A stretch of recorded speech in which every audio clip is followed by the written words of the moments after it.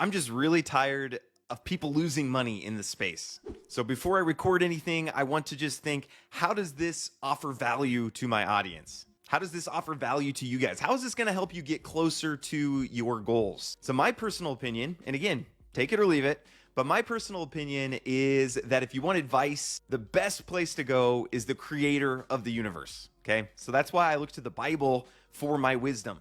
And what I see in this space, actually, not in this space only, but just all over, especially in young men, is there's this idea of, hey, we're going to put money into something and we're going to get super rich super quickly. And I think that's even why a lot of people follow me is I put my numbers out there and they say, oh, wow, look, you've made a lot of money. We're going to follow you. But I think it's important to note that I did not make my money quickly. I did not make my money from putting $1,000 into a meme coin and then it turned into $1 million. That's not how I made my money. So the passage that God's put on my heart is from Proverbs, and Proverbs is the book of wisdom. One of my pipe dreams actually is to write a book, Proverbs for entrepreneurs, because there's a ton of wisdom in there. Even if you don't believe the Bible is the word of God, it's just ancient wisdom of some kind, I think there's still some things you can get out of this. But obviously the most value is going to be is if you believe that the word of God is from God, the creator of the universe. And it's definitely words you can live by.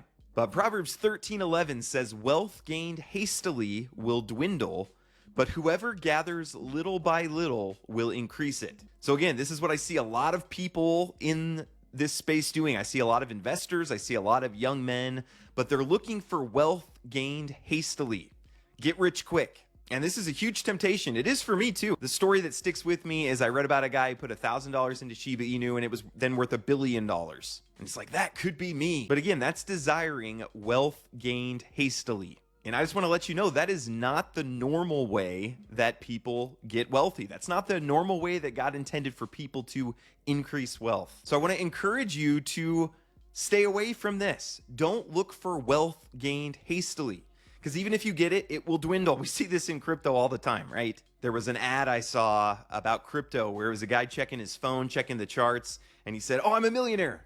Oh, I'm not a millionaire. Oh, I'm a millionaire. I'm not a millionaire. It comes and goes. The alternative, what Proverbs would point you to, is whoever gathers little by little will increase it. So the big difference between these two people, the one who their wealth dwindles and the one who their wealth increases, is the time frame that they're looking at. So again, the ones who have their wealth dwindle are looking to get money quickly. The ones who actually increase their wealth are the ones who want to increase it little by little. So again, the way I gained my wealth was not a one-shot thing where, oh, okay, I put in this money, made a lot of money, but I gathered little by little. I built a business. I stayed up late at night, wrote some code, put out a business, and little by little, it grew over time. It took me maybe 8 years to reach my first million, but gathered little by little and increased it. So comment down below. First off, have you been trying to gain wealth quickly? And second off, how has that been working for you? And then third off, I'd also like you to comment, how can you switch your mindset from increasing quickly to increasing little by little? What does that action plan look like for you? Then again, I think even if you don't believe in God, you don't believe in his word, I think there's principles that you can get from this that will help you in your goals. But I do want to point you to Psalm 127:1. Unless the Lord builds the house, those who build it labor in vain. Jesus says, what does it profit a man if he gains the whole world but loses his soul? Jesus tells another story about a guy who gets super rich and then he's like, what should I do? I'll build bigger barns and increase my wealth even more. And then he says, you fool, don't you know that today your soul is required of you? So someday you're going to die. This has become my catchphrase, and I'm okay with that. So you can increase your wealth little by little here on earth, but unless the Lord builds the house, it's all in vain. Someday you're going to die. That money's not going to do you any good.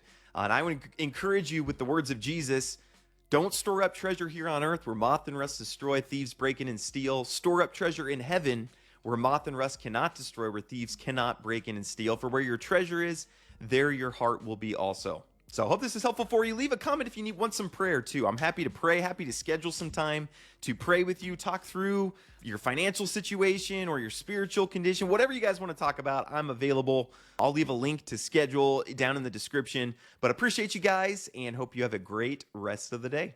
Thanks.